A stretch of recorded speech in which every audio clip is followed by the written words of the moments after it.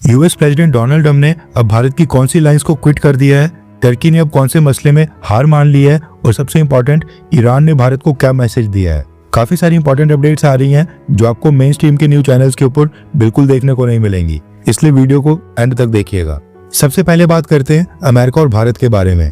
Reference के लिए आपकी स्क्रीन के ऊपर आर्टिकल का स्क्रीनशॉट है। न्यूज निकल कर आ रही है कि यूएस प्रेसिडेंट डोनाल्ड ट्रंप ने दुनिया की 60 इंटरनेशनल ऑर्गेनाइजेशन से अमेरिका की मेंबरशिप को विड्रॉ कर दिया है। 67 के आसपास ये इंटरनेशनल ऑर्गेनाइजेशंस हैं जिनका अब अमेरिका मेंबर नहीं है। इसका मतलब है कि अमेरिका भी इन ऑर्गेनाइजेशंस में ना ही फंडिंग देगा, ना अमेरिका इनके कोई रूल्स को मानेगा और ना ही कोई मीटिंग्स को अटेंड करेगा। व्हाइट हाउस ने कहा है कि इन सब ऑर्गेनाइजेशन से अपनी मेंबरशिप खत्म करने का मतलब है कि अब अमेरिका अमेरिकन टैक्स पेयर्स का पैसा इन सब ऑर्गेनाइजेशंस के ऊपर खर्च नहीं करेगा जो अमेरिका के नेशनल इंटरेस्ट के बजाय ग्लोबलिस्ट एजेंडास को आगे बढ़ाती हैं या फिर इंपॉर्टेंट इश्यूज को सही तरीके से हैंडल नहीं कर पाती हैं, जबकि यूएस टैक्स पेयर्स का पैसा ज्यादा अच्छे और इफेक्टिव तरीके से कहीं और इस्तेमाल किया जा सकता है ताकि उन मिशंस को बेटर सपोर्ट मिल सके।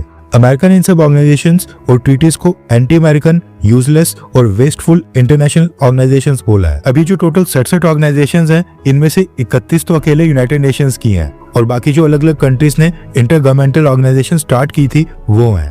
भारत ने भी एक इंटरनेशनल अलायंस की शुरुआत की थी जिसका नाम है इंटरनेशनल सोलर अलायंस और डोनाल्ड ट्रंप ने इसकी मेंबरशिप को भी खत्म कर दिया है और अमेरिका को इससे विड्रॉ कर दिया है। दुनिया के सभी देशों में सोलर एनर्जी का इस्तेमाल को बढ़ाने के लिए यह अलायंस साल 2015 में भारत द्वारा फ्रांस के साथ मिलकर स्टार्ट की गई थी और साल 2021 में जो बाइडेन के प्रेसिडेंट बनने के बाद अमेरिका ने इंटरनेशनल सोलर अलायंस का फ्रेमवर्क साइन किया था। लेकिन आज 5 साल के बाद यूएस प्रेसिडेंट डोनाल्ड ट्रंप ने इंटरनेशनल सोलर अलायंस को भी यूजलेस बोलते हुए अमेरिका की मेंबरशिप विड्रॉ कर दी है। इसके साथ ही न्यूज निकल कर आ रही है कि यूएस प्रेसिडेंट डोनाल्ड ट्रंप ने रशियन ऑयल परचेज करने वाली कंट्रीज के ऊपर 500% टैरिफ और नए सैंक्शंस लगाने का एक बिल पास कर दिया है। अब ये बिल अगले हफ्ते वोटिंग के लिए पेश किया जाएगा। सीनेटर ग्रैम ने कहा है कि इस बिल के पास होने के बाद भारत, ब्राजील और चाइना जैसी कंट्रीज जो रशियन ऑयल परचेज करती हैं उनके ऊपर 500% टैरिफ लगाने का रास्ता एकदम क्लियर हो जाएगा। इसके साथ ही न्यूज निकल कर आ रही है कि अमेरिका में भारत की एम्बेसी एक्टिव हो गई है और डोनाल्ड ट्रंप एडमिनिस्ट्रेशन को रीच आउट करने के फ्रेश अटेम्प्ट दोबारा से स्टार्ट हो गए हैं। आज अमेरिका में भारत के एम्बेसडर विनय क्वात्रा सर ने United Nations house of representatives के स्पीकर माइक जॉनसन के साथ मीटिंग की है। माइक जॉनसन के बारे में कहा जाता है कि ये डोनाल्ड ट्रंप एडमिनिस्ट्रेशन में यूएस प्रेसिडेंट डोनाल्ड ट्रंप और वाइस प्रेसिडेंट जेडी वांस के बाद तीसरे सबसे ज्यादा इन्फ्लुएंशियल पर्सन है। अब भारत इनको भी रीच आउट करने की कोशिश कर रहा है। अब देखना ही होगा कि ये एफर्ट्स कितने सक्सेसफुल होते हैं, क्योंकि डोनाल्ड ट्रंप तो किसी के सामने झुकने के मूड में बिल्कुल नहीं लग रहे हैं। आज यूएस प्रेसिडेंट डोनाल्ड ट्रंप ने अमेरिका का डिफेंस बजट में $500 बिलियन की वृद्धि करने की भी अनाउंसमेंट कर दी है। रेफरेंस क्लब की स्क्रीन के ऊपर आर्टिकल का स्क्रीनशॉट है। डोनाल्ड ट्रंप ने अनाउंस किया है कि यूएस सीनेटर्स, कांग्रेस के मेंबर्स, सेक्रेटरीज और दूसरे पॉलिटिकल लोगों के साथ काफी लंबी और टफ बातचीत के बाद मैंने ये डिसाइड किया है कि देश के भले के लिए, खासकर आज के डेंजरस और अनस्टेबल टाइम में 2027 का यूएस मिलिट्री बजट $1 ट्रिलियन नहीं बल्कि $1.5 ट्रिलियन होना चाहिए। इससे हम अमेरिका की ड्रीम मिलिट्री बना पाएंगे, चाहे दुश्मन कोई भी हो। अमेरिका सेफ और सिक्योर रहेगा एंड अगर दूसरी कंट्रीज के ऊपर लगाए गए टैरिफ से इतना ज्यादा पैसा नहीं आ रहा होता जिन देशों ने पहले अमेरिका को बहुत नुकसान पहुंचाया था, तो फिर मिलिट्री बजट $1 ट्रिलियन के ऊपर ही रुक जाता। लेकिन टैरिफ्स की वजह से जो जबरदस्त इनकम आ रही है जो पहले सोची भी नहीं जा सकती थी, खासकर स्लीपी जो बाइडेन के टाइम पर, जो मेरे हिसाब से अमेरिका के हिस्ट्री के सबसे वर्स्ट प्रेसिडेंट थे, अब हम आसानी से $1.5 ट्रिलियन का मिलिट्री बजट रख सकते हैं। ये कहना है डोनाल्ड ट्रंप का। अब ये $1500 बिलियन के डिफेंस बजट के साथ एक नई ड्रीम मिलिट्री खड़ी करने जा रहा है जो किसी भी देश को हराने में सक्षम हो, किसी भी टेरिटरी के ऊपर जबरदस्ती कब्जा करने के लिए और सामने चाहे जितने मर्जी देश आ जाएं सबको एक साथ हैंडल करने के लिए सक्षम हो। और यहाँ पर हमारे पॉलिटिकल लीडर्स हैं जो आज भी लाडली बहना और लाडली भैया इस तरह की स्कीम्स में उलझे हुए हैं। बजट बढ़ाना तो दूर की बात है, यहाँ पर इंडियन एयरफोर्स के पास फाइटर जेट्स की भी फुल ऑफिशियल स्ट्रेंथ अभी भी नहीं है और सेकंड हैंड फाइटर जेट्स के सहारे चलना पड़ रहा है। अमेरिका अपना डिफेंस बजट $1500 बिलियन करने जा रहा है। भारत का डिफेंस बजट अराउंड 77 से $80 बिलियन के आसपास है। अब ये देखना इंटरेस्टिंग होगा कि अगले महीने फरवरी में जब बजट पेश होगा तो इस बार भारत की सरकार डिफेंस बजट को कहां पर ले जाती है। आपके अकॉर्डिंग भारत का डिफेंस बजट कितना होना चाहिए, नीचे कमेंट करके बताएं। नेक्स्ट अपडेट आ रही है ईरान और भारत को लेकर। जैसा कि आपको पता होगा कि ईरान में इस समय सिविल वॉर वाली सिचुएशन चल रही है और लोग मुल्ला रजीम के खिलाफ सड़कों के ऊपर उतरकर प्रोटेस्ट और डेमोन्स्ट्रेशंस कर रहे हैं, जिनमें अभी तक 27 लोगों की जान चले गई है और हजारों घायल हो गए हैं और कई अरेस्ट हो चुके हैं। अब रिसेंटली भारत की सरकार ने भी ईरान के लिए ट्रैवल एडवाइजरी जारी करके इंडियंस को सलाह दी थी कि वो ईरान पे ना जाए अगले नोटिस तक ईरान की यात्रा ना करें। लगता है कि भारत सरकार की एडवाइजरी ईरान को पसंद नहीं आ रही है, जिसके चलते ईरान के भारत में एम्बेसडर ने एक स्टेटमेंट इशू की है। रेफरेंस क्लैब की स्क्रीन के ऊपर आर्टिकल का स्क्रीनशॉट है।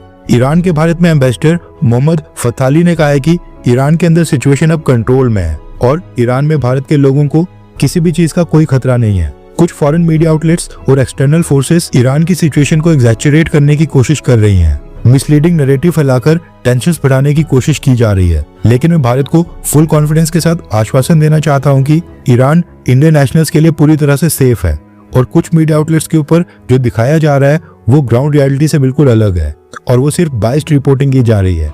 इसके साथ ही ईरान के एम्बेसडर ने यह भी बोला है कि एक डोमेस्टिक मसला यानी कि अंदरूनी मसले का इस्तेमाल करके पॉलिटिकल प्रेशर बनाना और मीडिया वॉरफेयर के जरिए उसको टारगेट करना, ये चीज ईरान बिल्कुल भी बर्दाश्त नहीं करेगा। नेक्स्ट अपडेट आ रही है भारत और यूरोपियन यूनियन को लेकर। न्यूज निकल कर आ रही है कि आज भारत के commerce and trade minister Piyush Goyal sir European union के साथ फ्री ट्रेड एग्रीमेंट की टॉक्स के लिए बेल्जियम की विजिट के ऊपर गए हैं। वहां पर Piyush Goyal sir European union के ट्रेड कमिश्नर मारोस के साथ मीटिंग करेंगे। अमेरिका के साथ ट्रेड डील लगातार लेट होते जा रही है, वहां पर बात नहीं बन पा रही है, इसलिए सारा फोकस अब यूरोपियन यूनियन के साथ फ्री ट्रेड एग्रीमेंट के ऊपर आ गया और अब हर महीने यूरोपियन यूनियन के साथ मीटिंग हो रही है। इसके साथ ही बांग्लादेश की गवर्नमेंट ने अनाउंस किया है कि बांग्लादेश के जो भारत में कॉन्सुलेट्स थे वहां पर भी visa application service Indian nationals के लिए बंद करने का फैसला किया गया है। इससे पहले बांग्लादेश ने न्यू दिल्ली में स्थित बांग्लादेश हाई कमीशन और कोलकाता में स्थित डिप्टी हाई कमीशन में इंडियन नेशनल्स के लिए वीजा एप्लीकेशन बंद कर दी थी। बांग्लादेश के भारत के अंदर मुंबई, गुवाहाटी और चेन्नई में जो कॉन्सुलेट्स हैं, अब यहाँ पर भी इंडियंस को बांग्लादेश का वीजा नहीं दिया जाएगा। बांग्लादेश की गवर्नमेंट ने 2 एक्सेप्शंस रखी हैं, केवल स्टूडेंट और बिजनेस वीजा ही ऑफर किए जाएंगे, यानी कि इंडियन स्टूडेंट्स के लिए एंट्री है और भारत से जो लोग बांग्लादेश में बिजनेस पर्पस से जाना चाहते हैं उनके लिए एंट्री है। उसके अलावा बांग्लादेश और किसी भी भारतीय को वीजा नहीं देगा। नेक्स्ट अपडेट आ रही है टर्की, अफगानिस्तान और पाकिस्तान को लेकर। अफगानिस्तान और पाकिस्तान के बीच बॉर्डर डिस्प्यूट को लेकर टर्की ने मीडिएशन का ऑफर दिया था। पाकिस्तान एंड अफगानिस्तान का डेलीगेशन टर्की भी गया था। बीच का रास्ता निकालने की कोशिश की जा रही थी, लेकिन टर्की की ये मीडिएशन फेल हो गई है, जिसके बाद टर्की की गवर्नमेंट ने अपने आप को नेगोशिएशन से विड्रॉ कर दिया है। रेफरेंस क्लैब की स्क्रीन के ऊपर आर्टिकल का स्क्रीनशॉट है।